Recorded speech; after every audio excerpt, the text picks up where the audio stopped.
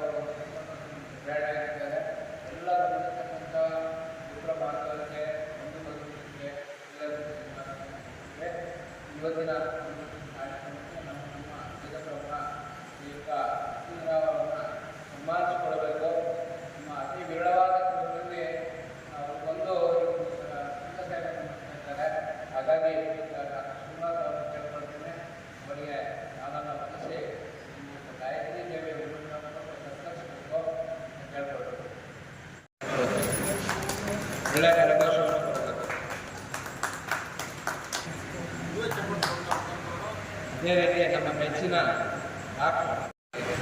ಇವರ ಸ್ಫೂರ್ತಿಯೊಂದಿಗೆ ನಾವೆಲ್ಲ ಕೆಲಸ ಮಾಡಿದ್ದೇವೆ. ಅವರಿಗೆ ಇವರು ಯಾವ ಪ್ರಕಾರದಿಂದ ಕೊಟ್ಟು ಸುಂದರವಾದ